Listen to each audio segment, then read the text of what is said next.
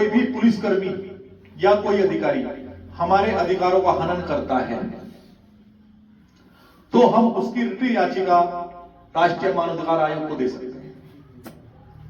आज किसी को कुछ ही लोगों को यहां पर पता हुआ मानवाधिकार है क्या चीज या क्या नहीं है। आज कोई भी जाकर के पुलिस या कोई भी प्रशासनिक अधिकारी किसी को प्रताड़ित करता है, आप उसकी शिकायत करते हैं, आप लेकर के थाने से सीएम तक या राज्यपाल तक या राष्ट्रपति तक कर सकते हैं, उससे ज्यादा नहीं कर सकते। और डिपार्टमेंट को हमेशा बचाता है, अपने अधिकारी को पर कोई भी आज नहीं आने देता। परंतु मानवाधिकार आयोग एक ऐसा संगठन है जो कि जांच करा करके उस अधिकारी को दंडित करता है। जिस प्रकार के हमारा भारतीय मानवाधिकार मोर्चा एक संगठन है, इस प्रकार के लाखों संगठन है, परंतु धरती और जमीन से जुड़कर कोई ही कार्य कर रहा है।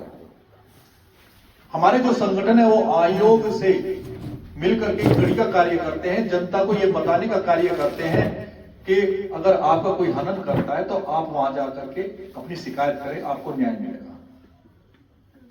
और हमने लेकर के मैंने जो है सन 2000 के अंदर मैं राष्ट्रीय अध्यक्ष बना था जस्टिस एएस आनंद के सानिध्य में। तब से लेकर के आज तक मैंने 8 राज्यों के अंदर कार्य किया और 8 राज्यों के अंदर हमारे कार्यकर्ता कार्य कर रहे हैं। उत्तराखंड के अंदर भी मैंने काफी कार्य किया, हरीश रावत जी के कार्यकाल में भी किया। देहरादून के अंदर इक्विटी ऑफ वुमेन पावर पे भी मैंने काम किया है। परंतु आपको पता है कि जब कोई बगिया होती है, बगिया के अंदर फूल लगते हैं, कुछ लोग उसको तोड़ ले जाते हैं, पेड़ यूं के खड़े रह जाते हैं। हमारे साथ काफी लोग लगे, परंतु कुछ स्वार्थी लोगों ने हमें पीछे हटाने का कार्य किया, हमें जान से मारने की धमकियां भी दी गई, परंतु हम नहीं थे। बस कार्ड ये रहा, संगठन नीचे बैठता चलेगा। और आज जब संगठन आगे आप लोगों के सानिध्य में बढ़ रहा है तो हमें बड़ी खुशी हुई कि हम आगे भी कार्य करते रहेंगे। हमारा जो कार्यकर्ता है ये एक बिना डिग्री के अधिवक्ता होते हैं, एक वकील होते हैं, एक कोर्ट में नहीं खड़े होते, परंतु जनता को न्याय दिलाने का कार्य करते हैं। आज आप देखते होंगे कि डोमेस्टिक वायलेंस के, दहेज प्रथा के केस बहुत ज्यादा हो रहे हैं, हर गली में, हर कुछ में अधिकारों को दबाया जा रहा है, अधिकारों की धज्जियां उड़ाई जा रही हैं हर चौराहे पर। कोर्ट में किसी बच्ची का केस चला जाए, केस जाने के बाद में उसका ये नहीं पता लगता वो 2 महीने, साल चले, 4 साल चले, 5 साल चले, 10 साल चले, कोई टाइम लिमिट नहीं है, वो बच्ची गुड़िया हो जाती है। और लड़का पक्ष अपने आप को बचाता है, लड़की पक्ष अपनी कार्रवाई करता है, कहीं ना कुछ विडंबनाएं रहती हैं। उस विडंबना को देखते हुए हमारे कार्यकर्ता राष्ट्रीय महिला आयोग द्वारा उस बच्ची को न्याय दिलाने का कार्य करते हैं। 0 से लेकर के 4 महीने के अंदर उसका न्याय करते हैं।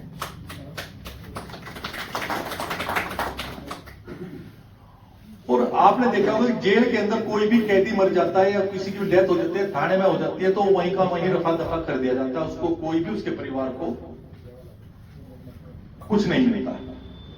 परंतु मैंने खुद जो है 4 कैदियों को जेल के अंदर मृत्यु होने के बाद में उसके परिवार को मुआवजा दिलाया, क्योंकि उसके परिवार में पीछे मां बाप थे, कहीं पर पत्नी थी, छोटे बच्चे थे, तो हमने वो कार्य किया। और हमारे कार्यकर्ता अगर कहीं पर भी जाते हैं, गले में उसके कार्ड है, कोई बलवा हुआ है, उसके अंदर वो जाकर के कोई पुलिस वाला उसको रोकेगा नहीं। किसी की डेथ हुई उसको पंचनामा कर सकता है, पुलिस वाला अगर कुछ बोलता है तो वो हमें कॉल करें या हमें लेटर दे, उस पुलिस वाले को हम जो दिल्ली तलब कर लेंगे। हमें जब पंचनामा करने का भी अधिकार है, हम पंचनामा कर सकते हैं। हम जो है समाज को जोड़ने का कार्य कर सकते हैं, तोड़ने का कार्य नहीं कर सकते।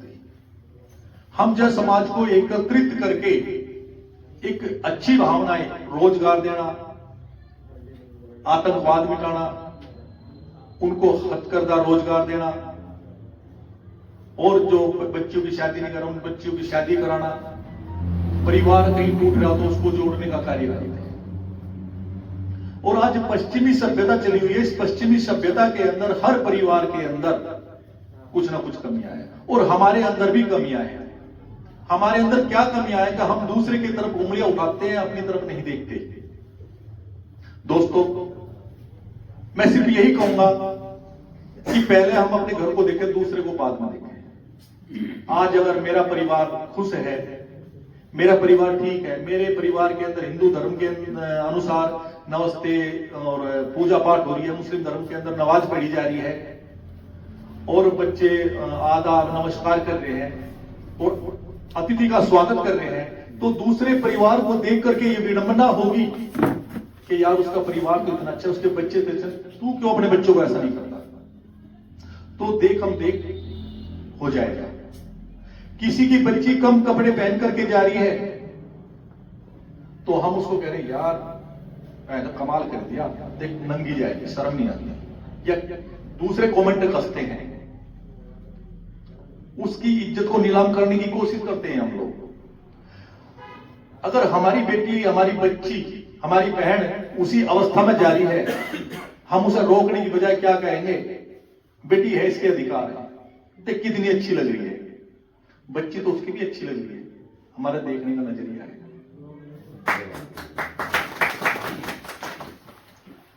मैंने 3 साल लगातार नैतिकता पर कार्य किया है। स्कूलों के अंदर भी मैं जाकर के जब भी टाइम लगता है यही बताता हूं कि आप नैतिक मूल्य जरूर पढ़ाएं, उनके नैतिक कर्तव्य जरूर पढ़ाएं। नैतिक कर्तव्य होंगे तभी हम आगे बढ़ पाएंगे। आप देखते हैं कि जब भी बच्चे जवान होते हैं, माँ बाप बुजुर्ग हो जाते हैं, कुछ करने लायक नहीं रहते, उनको वृद्धाश्रम में छोड़ दिया जाता है। अगर मेरी कमी क्या है, मेरी बेटी अगर किसी घर में जा रही है, उसमें उसका पति रूप मेरी बेटी हो, मेरे घर में किसी की बेटी आए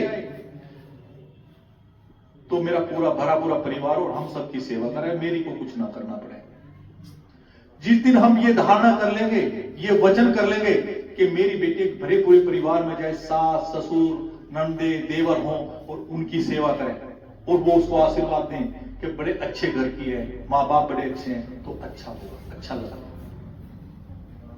हमें अपने विचार बदलने होंगे, हमें अपनी धारणाएं बदलनी होंगी। जिस दिन हमने अपनी धारणाएं बदल ली, अपने विचार बदल लिए, स्वतः ही ये देश बदल जाएगा। इस देश को बदलने के लिए कोई और नहीं आएगा, ये हम लोगों को ही बदलना पड़ेगा, अपने आप को बदलना पड़ेगा। तो साथियों, मैं आपको इतना ही कहना चाहूंगा कि चले थे साथ मिलकर, चलेंगे साथ मिलकर, एक दिन रुकना पड़ेगा मेरी आवाज सुनकर। आप वो आवाज बुलंद करें कि जो पीछे मुड़कर चल रहे हैं हमारे साथ, वो आवाज सुनकर के हमारे साथ न चले, हमारे पीछे चले। वो कहें कि इनकी आवाज अच्छी है, इनके कर्म अच्छे, इनके कर्तव्य अच्छे, अगर इनके साथ मिलकर के हम कार्य करेंगे तो बहुत ही अच्छा काम होगा और हम आने वाली नस्लों को एक स्वच्छ समाज दे पाएंगे। आज आप देखते हैं कि बहुत सारे प्रवचन करता आ रहे हैं, जनता उनके पीछे बावड़ी हो रही है, मां बाप के घर में सेवा नहीं करती, वहां जाकर मट्टी ढो रहे हैं। अरे तुम अपने घर का कार्य करो ना, जो कार्य आप वहां जाकर के कर रहे हो, उस प्रभु का भजन आप अपने घर में भी कर सकते हो। वो कार्य आप अपने घर में करोगे, अपने बच्चों के लिए 2 पैसे कमाओगे, परंतु उसको भूल चुके, सिर्फ एक लाइन लगे गुरु गुरु गुरु। तो जी हम लोगों को अपने आप को बदलना पड़ेगा, तभी जाकर के हम कुछ ना कुछ कर सकते हैं। जब से हमारी बीजेपी सरकार देश के अंदर आई है तो मनमानी हो रही है, मानव के जो अधिकार हैं उनकी अनदेखी की जा रही है। आज मैं आप लोगों को यही बताना चाहता हूं कि हम जो है उस प्रभु ने एक पैदा किए, अधिकार हमारे पर एक है, धाराएं हमारे पर एक लगती है, तो हिंदू मुस्लिम सिख ईसाई कहां से आई है? तो हम एक ही, सिर्फ हमारी देखने की दृष्टि है, ये राजनीतिकरण है। और आज आप लोग ये भी देखते होंगे कि बुरा मत मानना आप लोग, जो है कि वो मुसलमान था, उसकी लड़की मुसलमान के साथ चली गई, उसकी हिंदू के साथ चली गई। सिर्फ कौन करता है ये कार्य? ये राजनीतिकरण करता है, ये राजनीतिकरण तोड़ता है। आप ये देखेंगे जितने भी बड़े बड़े धुरंधर राजनीतिक हैं, उन सब की लड़कियां मोहम्मदनों के घर में है। और कुछ की हिंदू के घर में है। तो हम छोटे परिवारों के लिए भेदभाव क्यों, या हमें मरवाना चाहते हैं? तो ये धारणाएं निकाल दें। मैं आपको बताता हूं, हरियाणा के अंदर एक परिवार है और सगे भाई आज भी जिंदा है। वो एक मोमडन है और एक हिंदू है। वो पता नहीं किस कारण कहते हैं, उनको कैसे बदलेंगे, मैं एक इंक्वायरी कराता हूं। वो मोमडन खुद ये कहता है कि जी मेरे को आप जो है अपनी लड़की दो और मेरी लो, मैं फिर वहीं आ जाऊंगा। मुसलमान जो हिंदू है वो कहते हैं जी मुसलमान मुझे अपनी दो और मेरी लो। आप विचार, क्योंकि हमारे अंदर दूरियां एक दीवार पैदा कर दी गई, और जब तक ये दीवार नहीं टूटेगी तब तक हम लोगों का यही हाल रहेगा। ये हमें श्रम को बदलना पड़ेगा, राजनीति को भूलना पड़ेगा, तब जाकर के इस देश के अंदर हम कुछ कर सकते हैं। तो इन्हीं के साथ मैं अपने विचारों को विराम देता हूं और अपने नवनियुक्त कार्यकर्ताओं का तहे दिल से धन्यवाद करता हूं। कहता हूं कि इस उत्तराखंड के अंदर वो क्रांति प्रज्वलित करें कि जिसे देख करके सभी हस्तप्रद हो जाए और हमारे साथ लग जाए और इस उत्तराखंड को बदलने का कार्य करें। जब भी आप हमें बुलाएंगे, एक दो दिन का टाइम दे करके हम तुरंत चले आएंगे। और मैं आपसे यही आग्रह करता हूं कि मैं चाहता हूं कि कोई भी उत्तराखंड का मुद्दा लेकर के मार्च के बाद में हम एक पद यात्रा उत्तराखंड के अंदर करेंगे, सभी को जागृत करने का कार्य करेंगे और जो नीति नियम गलत है उनको बदलवाने का प्रयास करेंगे। और तख्ता पलट होगा तो होगा ही, इसे हम नहीं रोक सकते। धन्यवाद।